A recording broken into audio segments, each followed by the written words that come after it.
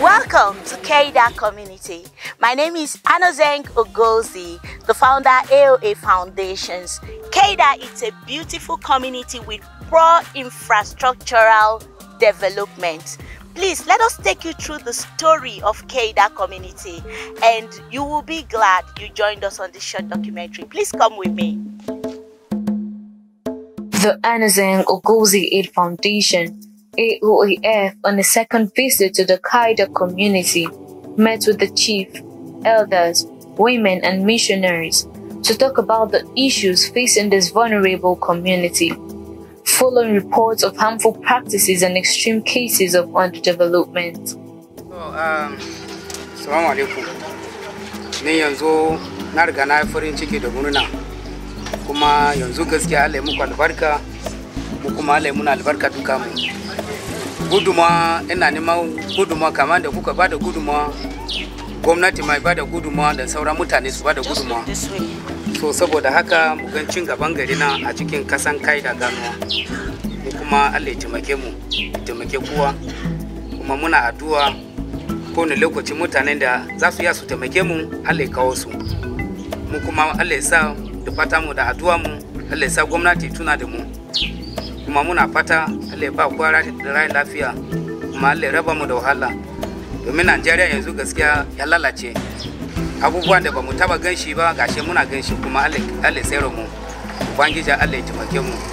Ban da wani magana da zan faɗa yafi haka ba. Sanunku da zuwa. The team had the first taste of underdevelopment when we encountered the very bad roads leading to it.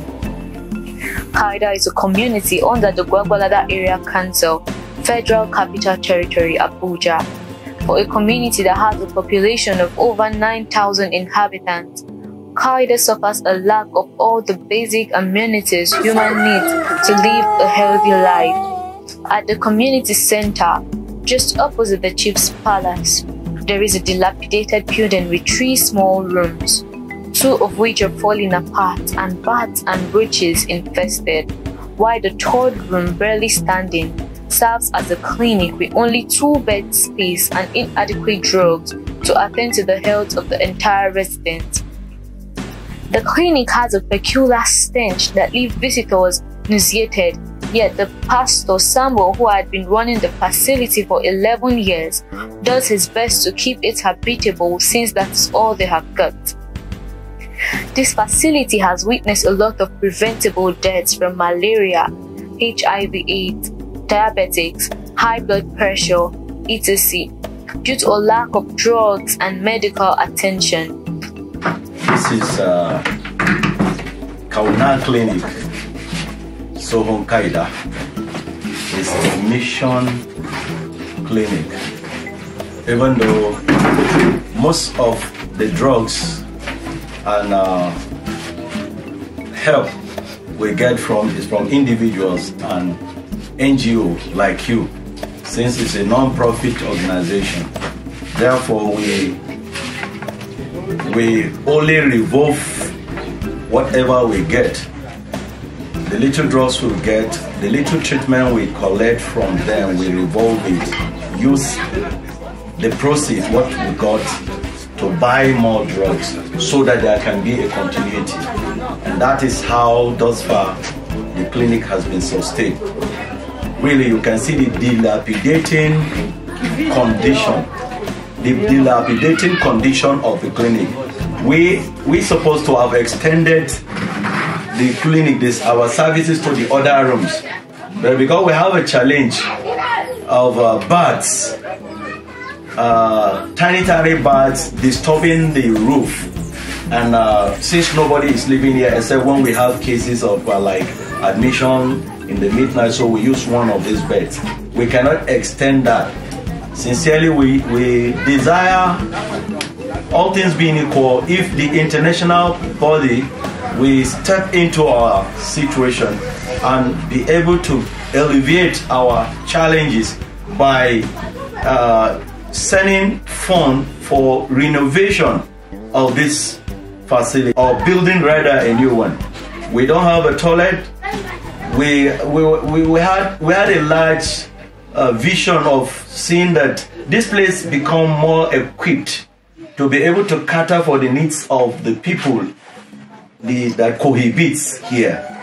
And that has been a serious challenge on that part.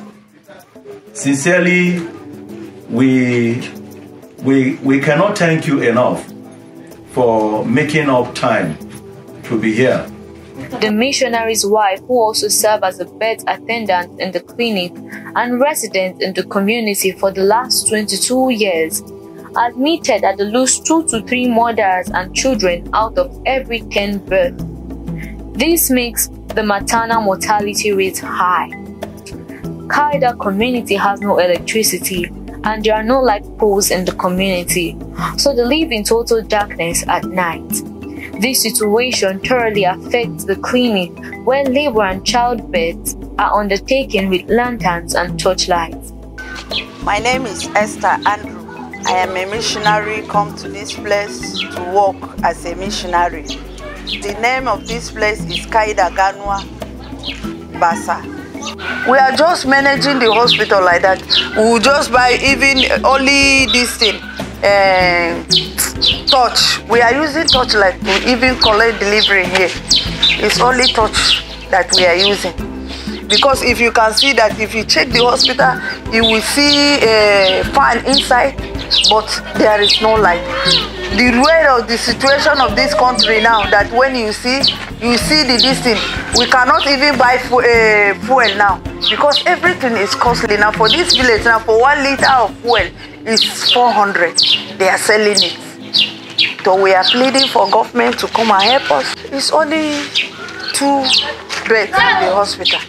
And see, if you see the hospital now, this hospital even want to fall now, that we don't even have a helper. People will come, they will come and say this, they will promise, but they will not fulfill. But we are pleading for government to come in, to come and help us, that to make this place, to change our generation. This place you are seeing, we don't have electricity in this clinic.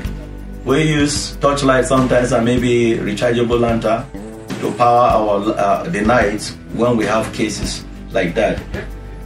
We also equally don't have room delivery. We deliver a lot of children here. We don't have toilets.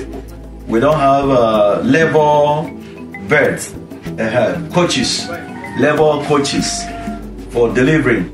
And there are other medical facilities that we actually lack as a result of our financial handicaps, so which has not made us become efficient as we ought to have been. For residents of the Kaida community, it is culture over fundamental human rights.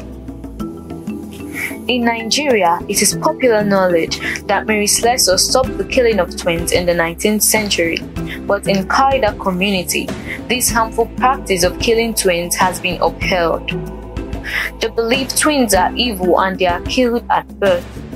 Another evil and harmful practice in this community is the killing of babies whose mothers died at birth.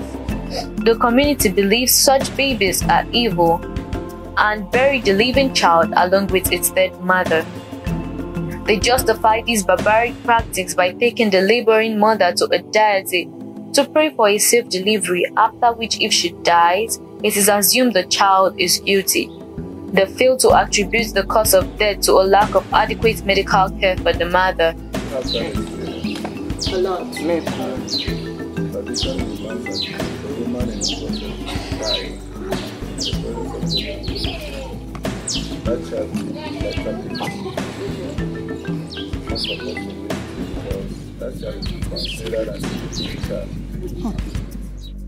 Kaida community has only one primary school with a low enrollment rate because there is no encouragement to go to school. The poverty rate is high, and the parents, who are mostly peasant farmers, hardly have enough money to feed, let alone pay school fees for the children. For those who make the effort, they send the boy child to school, and as expected, the girl child is left out in schooling opportunities. This school is also ill-equipped with no roof, chairs, writing boards, etc., which forces them to take classes in a nearby missionary house. The lack of electricity also makes it harder for the children to attend school, as they cannot study at home afterwards. It is very common to see children farming around the community during school hours. All these factors leave the community with a high rate of illiteracy. Kaida community is not surprisingly prone to early and unintended pregnancy for adolescents and teenage girls. With no access to sexual and reproductive health information and services, this unfortunately leads to a high rate of early marriages for both boys and girls. Sexually transmitted infections, risky behaviors, unsafe abortion, and dropping out of school. These factors automatically reduce their access to a quality future and promote underdevelopment. Adolescents and teenage girls in Kaida community suffer from the effects of lack of menstrual hygiene management due to the unavailability of information and quality health care. Most of them do not know how to care for themselves during menstruation and go around the community with blood stains. Some of them constantly go to the community streams to wash off during their period, the same stream that the community members drink from.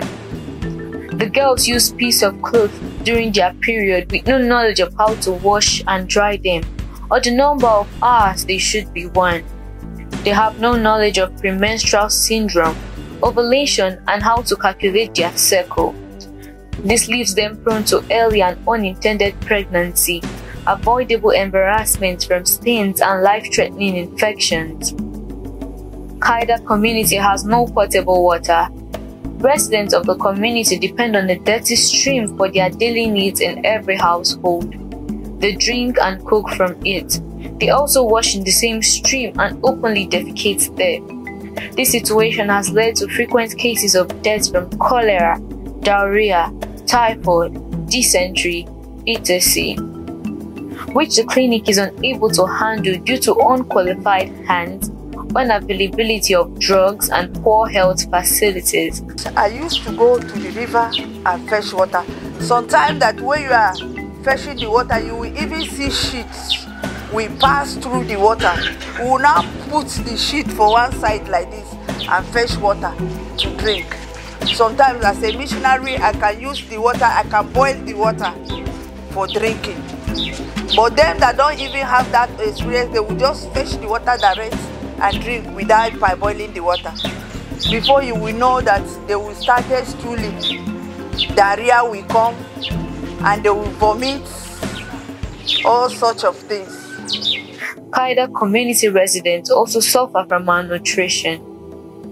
It is not uncommon to see children with pale eyes and distended stomachs roaming around the community. This is due to the high rate of poverty. The Anneozeng Ogozi Aids Foundation is calling for urgent aid and support for the Kaida community to tackle all the issues highlighted. Kaida community needs help in the renovations of the clinic and access to drugs, potable water, classrooms, sexual and reproductive health services, and information. Kaida community needs advocacy as regards the killing of innocent babies, maternal health service to reduce infant and maternity mortality rate, nutrition and education through scholarship and supplies. A call to Gwagwalada area council authorities to bring electricity and good roads to the community. The AOAF team also observed that the missionaries need support to continue to help the community. The couple with their children currently lives in a dilapidated building and depends on farming to sustain themselves and to support the poor clinic. We sincerely want to say a very big thank you for being a part of this amazing documentary about the living condition of people in the Kaida community. We look forward to you partnering with us to change the story of these amazing people in this community. Thank you.